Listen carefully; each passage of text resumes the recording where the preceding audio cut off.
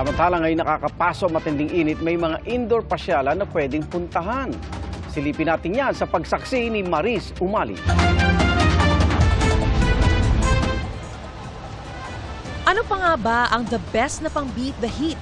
Lalo na sa mga panahong ang temperatura umaabot sa 40. Siyempre walang iba kundi tubig. Dito sa indoor water facility na ito sa Quezon City, nag-early weekend family bonding ang pamilya Solidum. 26 na water facilities ang pwedeng pagpilian mula sa lap pool, kiddie pool at crazy river. Mag-enjoy kami kahit pa paano nababawasan ko ang aming heat sa katawan. Masarap po sa buhay. Dahil May tubig. 100% for fresh. hindi na nakaka-presko o nakakaginhawa sa pakiramdam yung mga tubig nila rito, kundi talaga namang nakaka-relax din. Dahil sa mga makina na ginagamit nila, para kang minamasahe sa isang pindot lang ng button na ito.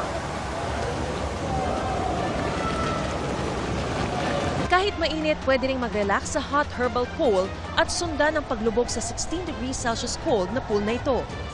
O di kaya'y magpalamig sa buhos ng timba ng tubig na ito. It's a very good alternative po kasi it's indoor. So hindi po tayo masyadong exposed po sa sunlight. We also conduct daily monitoring of our pool water po to maintain it safe po for our guests.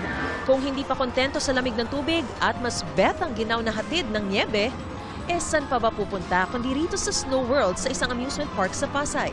Gaya ng ilang magkakaanak at magkakaibigang dito na namasyal ngayon pa lang. Kasi kung titignan mo yung init sa labas, nakakapaso sa balat. So dito na lang kami magpapalamig kami. So mamayang hapon, doon kami lalabas para mag-rides.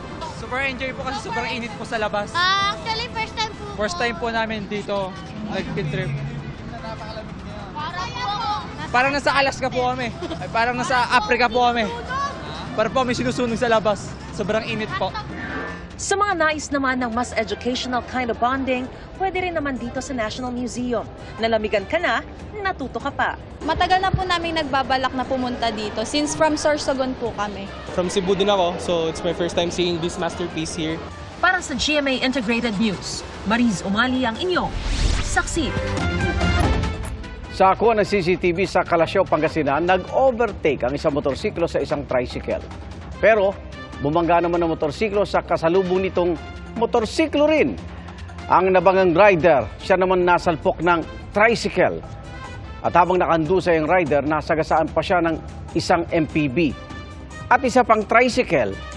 Dead on arrival sa ospital ang 28 anyos na rider. Critical naman sa ospital ang rider na unang overtake. Maging magbigay na payag ang kaanak ng nasawi. Magiging mapanganib pa rin ang init sa ilang lugar ngayong weekend. Batayan sa 2-day heat index forecast ng Pag-asa. Posibleng umabot sa 48 degrees Celsius ang heat index sa Dagupan. Nasa danger level din o 42 hanggang 47 degrees Celsius ang heat index sa ilang lugar sa Luzon, Visayas at Mindanao. Asahan ding nakakapaso ang init sa Metro Manila. Maghanda rin sa mga pag-ulang dulot ng thunderstorms. Tulad na lang sa Caraga, Davao Region at Soxargen sa Mindanao na posibleng ulanin simula bukas ng umaga. Dadami pa ang uulaning lugar pagdating ng hapon bagamat malaking ginhawa ang pag-ulan sa gitna ng mainit na panahon. Ayon sa Pag-asa, hindi pa ito ang hudyat ng tag-ulan. Posibleng magsimula yan sa huling bahagi ng Mayo o unang bahagi ng Hunyo.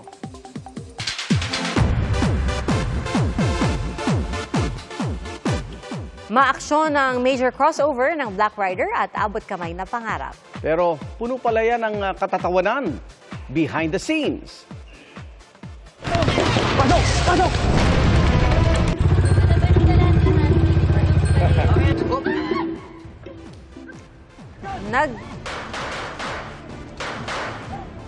Nagtagpo na nga ang kasangganang masa na si Elias Guerrero at ang pinakabatang neurosurgeon sa Pilipinas na si Doc Annalyn Santos. May eksena pa habang hinahabol sila ng maarmadong lalaki. Tapos sinubukang pigilan ni Doc Annalyn ang pagdurugos sa sugat ni Elias. Pero habang nakabreak sa taping, sige sa TikTok naman sina Jillian Ward at Ruru Madrid.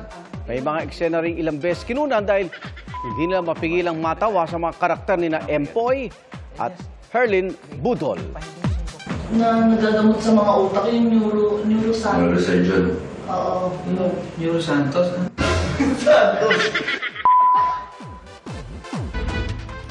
Naospital ang 80 dumalo sa isang kasal sa Maguindanao del Sur. Itinuturing itong kaso ng food poisoning. Nanakit ang tiyan at nagsuka ang mga biktima. At base sa investigasyon, posibleng nasira agad ang inihandang pagkain dahil sa init ng panahon. Umaga pa lang ay niluto na raw ang pagkain pero kinahaponan pa ito inihain. Isa sa mga ginamit na sangkap ang gata ng niyog na madaling mapanis. Patuloy na ginagamot ang mga biktima.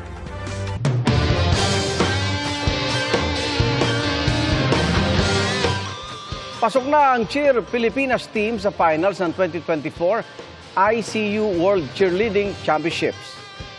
Ginaganap yan ngayon sa Orlando, Florida, sa Amerika.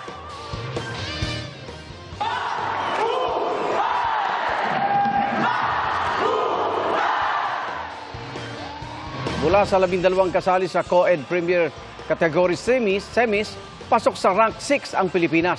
At kasama nila ang Team USA, Team Chinese Taipei at Team Canada, na kilalang mga bigatin po sa mundo ng cheerleading. Ito ang kauna-unahang pagsabak ng Cheer Pilipinas team sa ICU Worlds. Bukas ng hapon, magkakaalaman kung sino ang mananalo sa nasabing kompetisyon.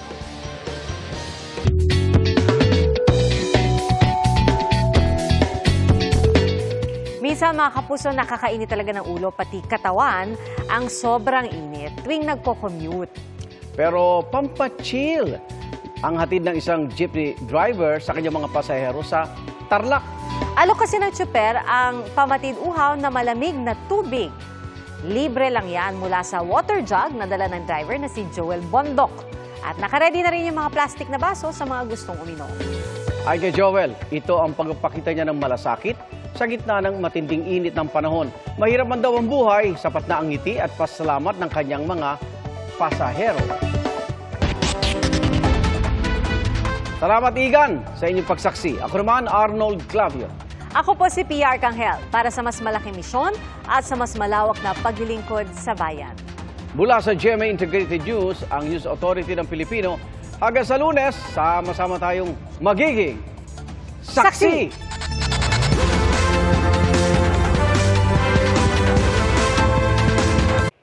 Mga kapuso, sama-sama tayong maging saksi.